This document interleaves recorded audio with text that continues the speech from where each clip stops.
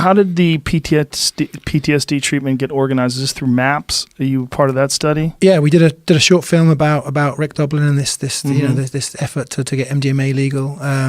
But I'd been in denial for years and years. Then a new producer joined Vice, a guy called Stephen Bailey, and we had the first idea where he was pitching first meeting where he was pitching some of his ideas, and he mentioned this breakthrough therapy using MDMA for PTSD, and I just involuntarily put my hand up and said, I'll do it straight away. And it was like, gave me the excuse to actually, get some help and see if had you done MDMA recreationally before that? I mean, yeah, I came of age in London in the 90s. I mean, it was like having a pint of beer. Right. Then, what is the difference between doing it in a therapeutic environment? I mean, it's MDMA assisted therapy.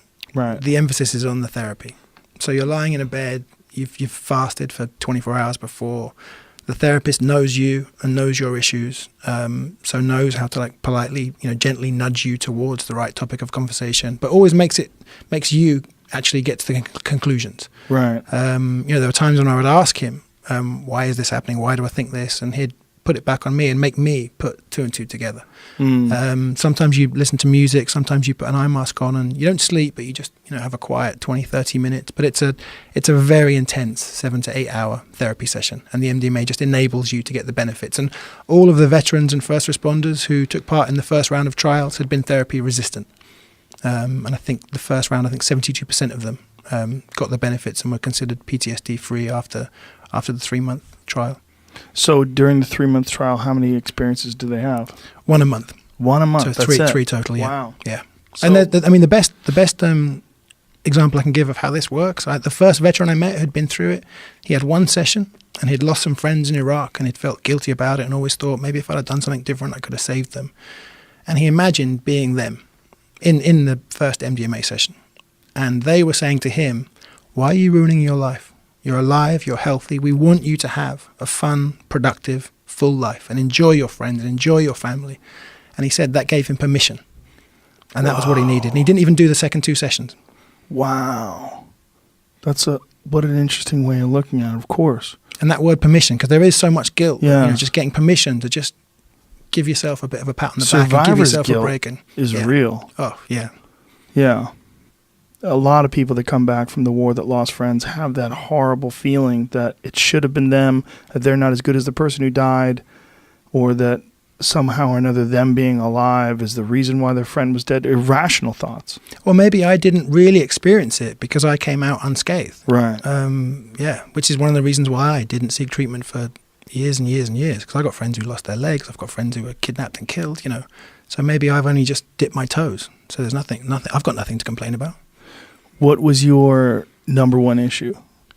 I think the numbness to danger and to pleasurable things back here. My cameraman in Mosul, we were there when the Iraqi army beat ISIS, and it was house to house fighting. We were stepping on bodies to get through rooms, and at one point, we were with 3 or 4 Iraqi soldiers trying to get to the river to cut off these 2 ISIS positions, and they got a radio message saying there's a suicide bomber and a gunman running down the street towards you now. So we stepped into this, what used to be a shop that was all blown up and smashed to bits. And I sat down as the 2 soldiers tried to shoot this suicide bomber as he was running towards us. And someone said, IED, IED. And right next to me under the rubble was an IED. The day before, I think, or 2 days before, 2 French journalists and a Kurdish journalist had been killed when they stepped on an IED trying to get out. And Javier Monzano, my cameraman, just said, "You looked bored." And he filmed it. We got that moment on camera. And I remember just looking so bored. And I couldn't give a shit about the suicide bomber, the IED. I was just bored out of my brains. And that's when I thought, this is not a natural reaction to what's going on around you right now. What did you think your natural reaction should have been? I mean, blood rate increasing, heart rate increasing, vigilance, And what did you think at the time was the cause of you being numb? While it was happening? I hadn't really thought that much about PTSD. I just thought I'd become so used to this. And one of the things that came up in one of the last sessions I did was I didn't think I was important enough to get shot and hurt, and have medics rush over to help me, and maybe a helicopter take me out. And and I know that sounds ridiculous now, but I think part of me thought, yeah, you're not important enough to have something so dramatic happen to you. You're just witnessing other people in these dramas. Wow.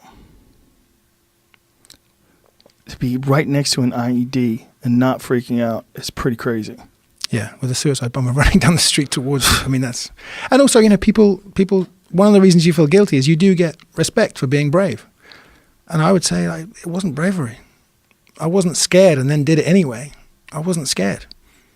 I was just numb and just, you know, kept on. You get respect from other journalists, from the soldiers? Like, who are you getting respect from? Yeah, or people that watch Everyone, the films. Or, people yeah. Right. And it doesn't feel like bravery. It just feels like you've become stupid about the risks you're taking. So talk me through this therapy. So you fasted for 24 hours, you take the MDMA, and then they just start talking to you about the things that are troubling you?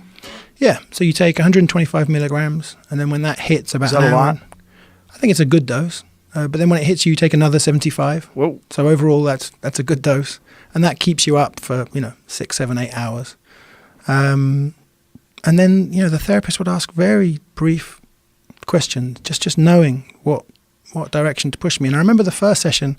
I mean, I'd thought because of what I now know was PTSD. I'd thought because of the job I do and because there is this kind of darkness in there, I didn't get involved with anyone seriously for a very long time, and even thought I'm not going to have a family and kids and house and dog, and I just hadn't even thought about it. Just assumed that's not for me because of the job I do. Right. And very early on in that first session, after I resisted it for about an hour and a half, like was really resisting it for a long time and thinking it was even a placebo. But there was this wave of relief of just, of course you can. Of course you can have all that. And it felt like a revelation. Wow. Because I thought that had been closed to me for so long, for, I don't know, 7, 8 years, maybe longer. I just thought, no, you can't do that. That's not for you. Or you can't put someone else through that with you. What is it particularly about MDMA? What is it about? I mean, I've done it, but I've only done it once. Is it just because of the fact that it just alleviates the insecurity and allows you to look at things in a more natural sense? You look at everything as if we're just talking about having coffee or water. Everything is just easy to think about and address and talk about. And I think I'll probably explain it badly, but I think the science of it is you have 5 networks in your brain, and I was basically in fight or flight mode so much that was the only mode I knew. So even when I'm back in New York, if someone walks up too close behind me, I'm expecting a confrontation. I'm in fight or flight mode all the time. So your brain is ignoring the other parts of your brain that provide context and that say that bang outside is just a car backfiring. It's not an IED or someone shooting. So the MDMA just allows your brain to, all the parts of your brain to communicate again. And you're not just in that fight or flight mode. So once you get out of that fight or flight mode, you can then address things that you couldn't even begin to address before. And once you've had these experiences, for you it was 3 experiences, they're profound enough that you retain the benefits? Some. I mean, it looks like I'm in the 25% that still have PTSD after the 3 months, but it still helped enormously. I mean, the next day they got me to sit down and do a video diary. And I was kind of saying, I thought this, and this was a revelation. And I said, you know what? I'm just smiling now in a way that I don't feel like I've smiled for years. Like it feels like my whole face is smiling. And this is the next day, which is usually a little wrecked. Yeah, well, I think it's 2 or 3 days when you have what we used to call a Moody Tuesday. Yeah, is that what it? 2 or 3 days? Yeah, but with this, there's no come down. With this, it's there's no downside. How do they give you they give you 5-HTP or anything while you're nothing apart from the MDMA. I mean, wow. You have juice, you have water throughout. I mean, maybe the come down is related to people that used to take it would just dance and sweat right all night long. Dehydrate. So, yeah. Maybe it's just shitty MDMA. Maybe you get the real shit. Yeah. I mean, the ecstasy they would have sold in London would have been rat poison and breeze block dust and all kinds of stuff in there. Yeah.